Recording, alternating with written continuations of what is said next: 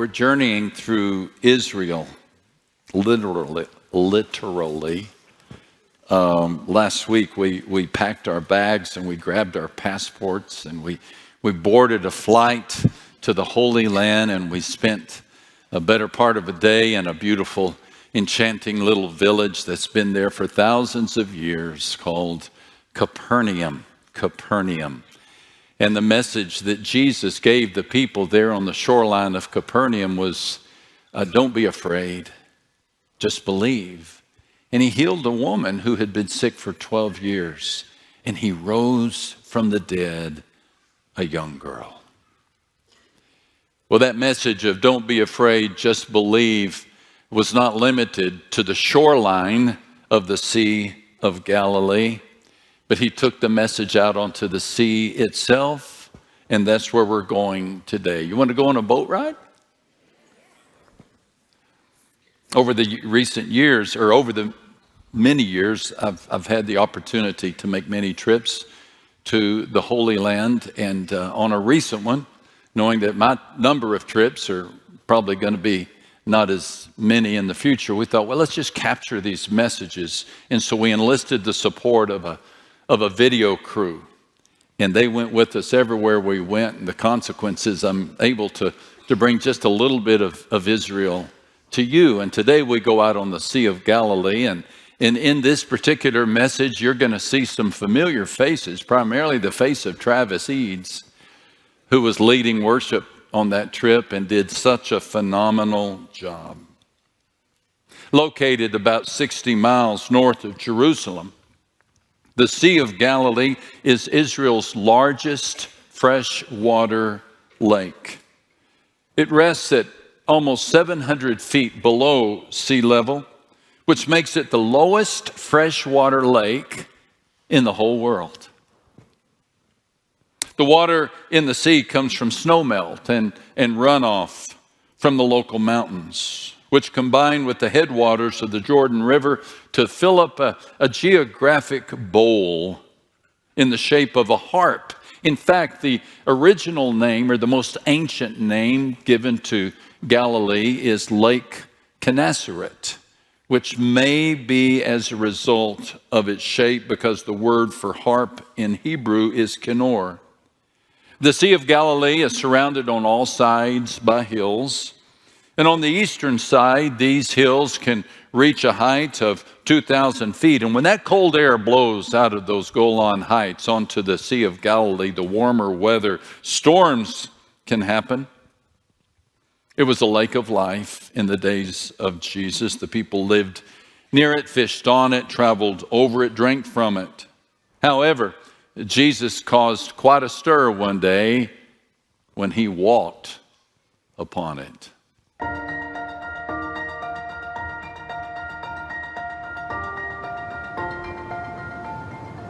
Immediately, Jesus made his disciples get into the boat and go before him to the other side, and he sent the multitudes away.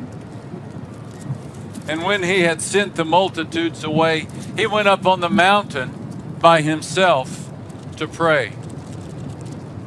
Now, when evening came, he was alone there. But the boat was in the middle of the sea,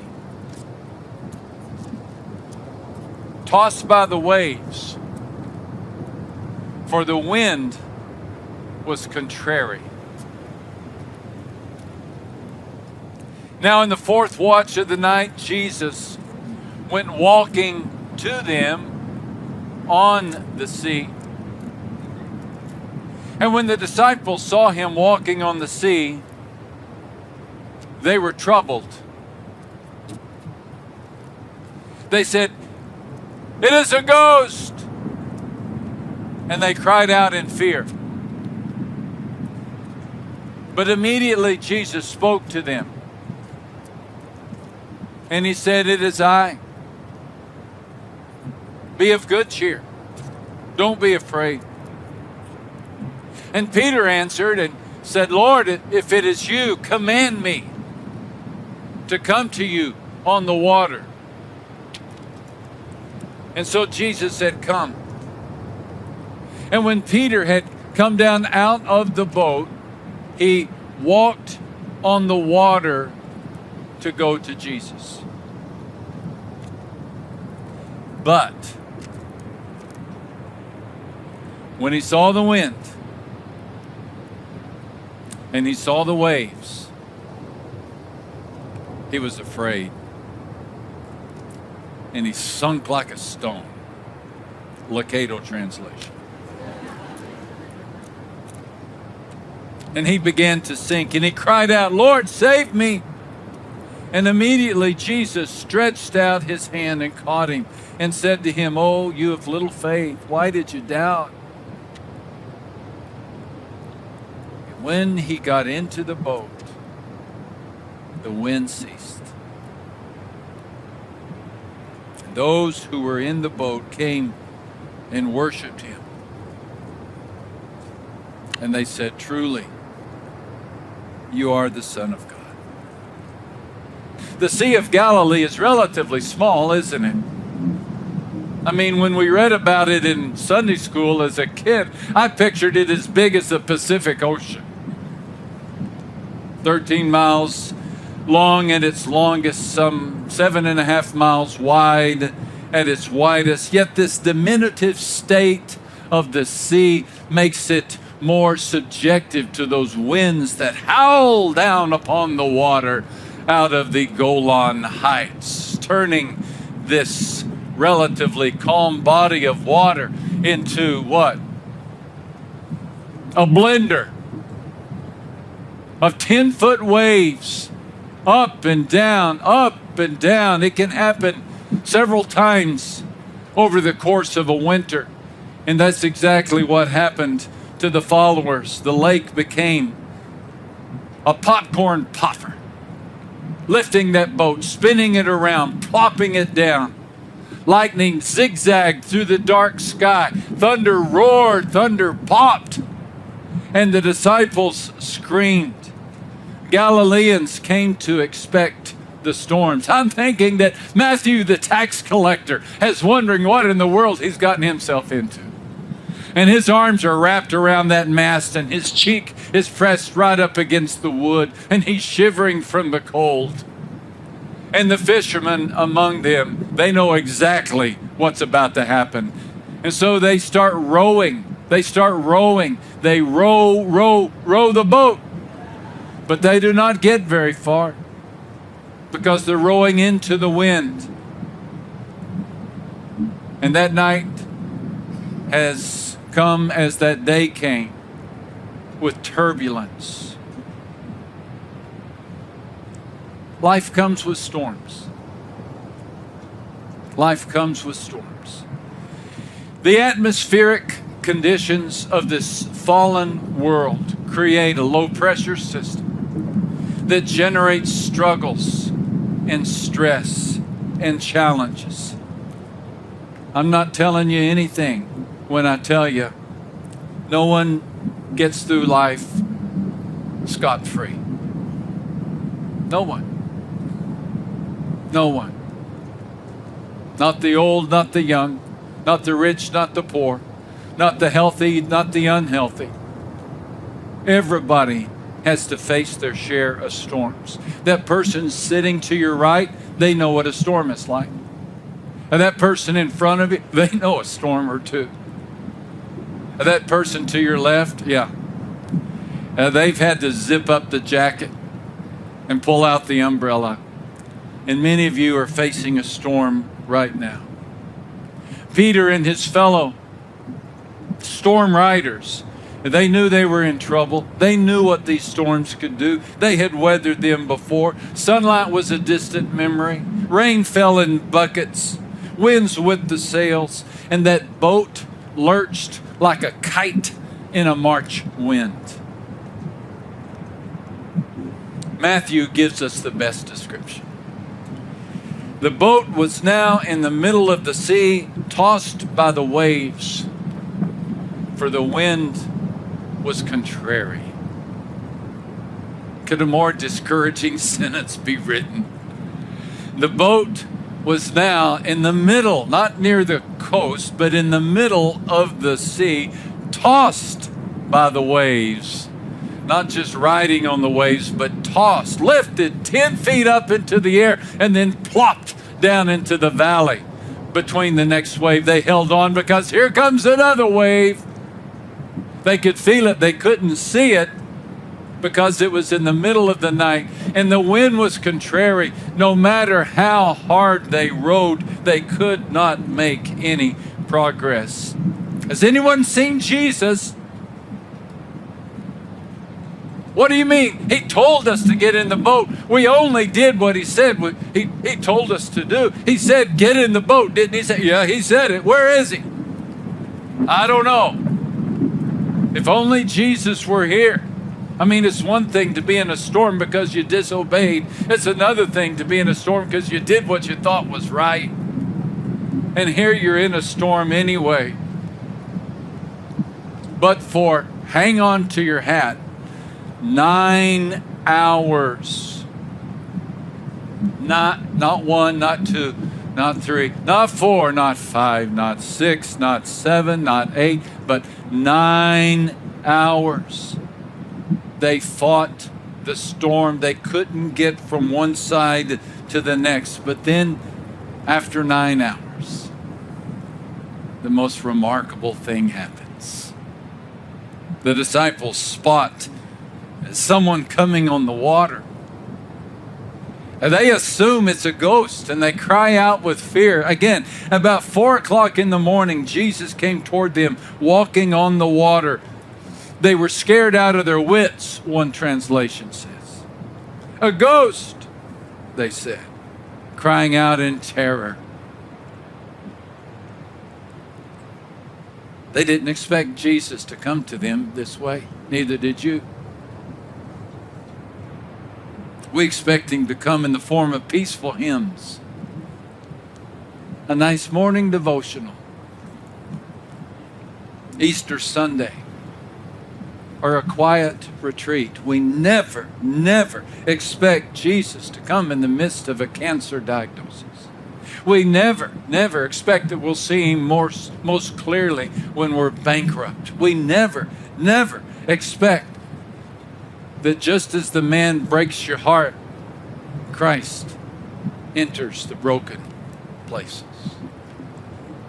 We never expect Jesus to come in the middle of the storm, but that's when he comes, because that is when he is most seen. Jesus responds to their fear with an invitation that is worthy of inscription on every church cornerstone. Here it is, transliterated, not translated, but word for word for word. Here's what the disciples heard. Courage,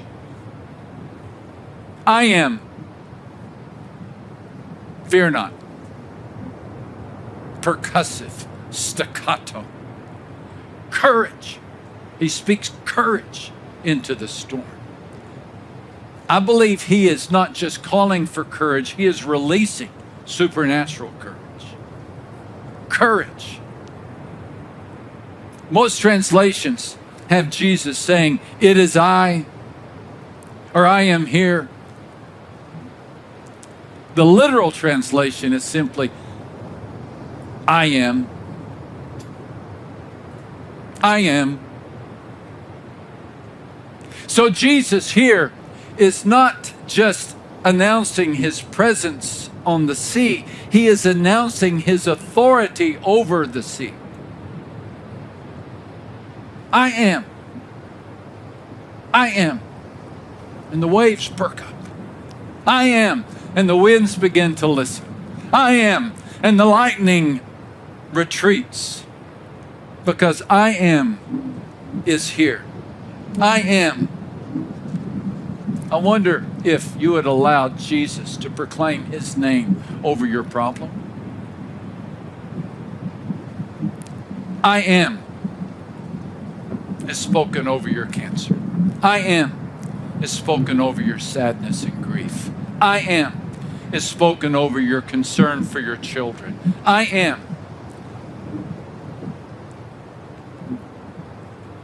Is anybody going to help me? God says, I am. Is anyone listening? God says, I am. Is anyone coming? God says, I am. I am. I am came to the disciples on the storm, and with these words, Jesus declared himself to be the commander of the storm. Peter got the point. I know we pick on Peter, but Peter understood that all of a sudden the commander of the storm was present. That's why the scripture says, Lord, if you command me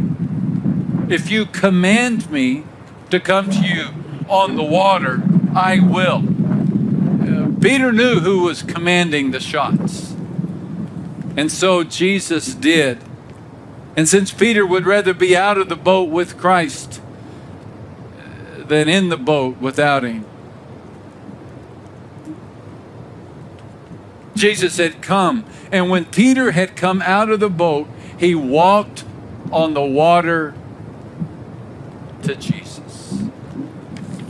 As long as Peter's focus was on Christ, he had courage. But the very moment he looked somewhere besides the face of Christ, he was afraid. And he began to sink. Some years ago, I had a diagnosis that gave me some fear. I've had some issues with my heart over the last couple of years, or a few years. But a few years ago, there was one situation I had in which my heart would not stop beating so fast. I felt like I was running a marathon all day long. My heart rate was somewhere between 110 and 120 all day long. And it was like I was sending Morse code. And I was just exhausted. And finally, I got an appointment with the cardiologist. He checked me out. And he said, Max, I want you to go sit in my office. I'll come in and talk to you. You know, when I was in high school, I didn't like being sent to the office. And as a grown-up, I still don't like being sent to the office. But I went in and I sat in the office of the cardiologist, and I looked up on the wall and I saw one diploma after another. This diploma from that university. Somebody else gave him a second degree from that university. Over here, his wife gave him the third degree. He had diplomas everywhere. And the more I saw his diplomas, the better I felt. In comes the nurse. She hands me a sheet of paper. And I read words like atrial fibrillation, arrhythmia, stroke, blood clot. And I felt myself begin to sink. And I realized I could either stare at the problem or I could stare at the accomplishments of the physician. And so I put the sheet to the side and I said, I think I'll read the diplomas. You will never lead a life absent problems, but you will always have a life in which you have the presence of the I am. So the I am shows up in the middle of your problems, and he says, let me show you my diplomas. Let me show you who I am. Let me show you what I have done. And the Hebrew writer says we must pay closer attention to what we have heard so that we do not drift away from it. We must pay closer attention to what we have heard so that we do not drift away from it. Whatever it takes, my friends, pay closer attention to what God has done so that you do not drift away from it. Isn't it amazing that Jesus, so patient with Peter, extended his hand somewhere into these very waters, and he pulled a sinking Peter up. And then within a moment, somehow the two of them supernaturally were in a boat. And the minute that Jesus was in the boat, the storm was stilled. Jesus wants to get in the boat of your struggles. He wants to get in the boat of your problems. He wants to get into the middle of it, because he knows that once you face him, you will have courage to face your problems. If your problems are too big, your vision is too low, lift up your eyes and focus on him.